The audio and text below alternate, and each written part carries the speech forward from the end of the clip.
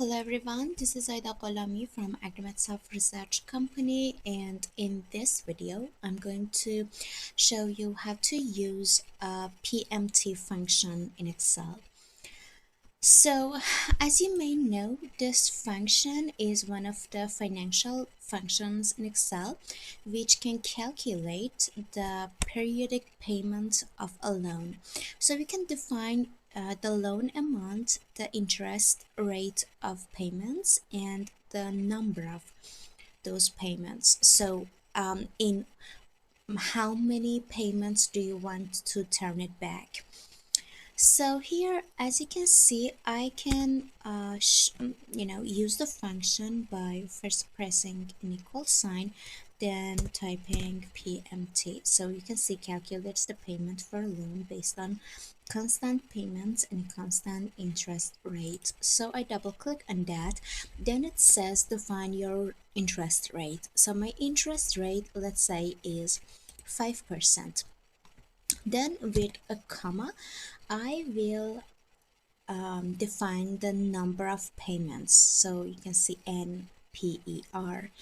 Number of payments is 48. Suppose you're going to turn this payment back in 4 years. Okay, so then it says tell me how much is your present value. So the loan amount is your PV value. So it's, let's say it's $20,000 or any other units.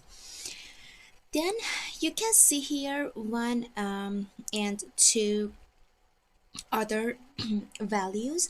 First of all is future value. So the future value is when you want to leave something in the end. So that's the amount you want to be left after the last payment.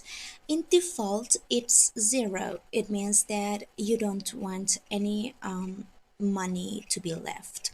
And the other one is the type. It can be 0 or 1. When it's 0, it means that the payment is made in the beginning of period, and 1 means the payment is made for the end of the period. So the default is 0, meaning the payment is made for the beginning of the period. So I close the parenthesis and let's see how it comes. Now you can see that in each month you're supposed to pay back $1,106 dollars. So after 38 payments, you will return all the loan amount. So that's it for today's video. I hope you all learned something new. Please don't forget to give this video a thumb up and subscribe to our channel. I'll be seeing you in the next video, and bye.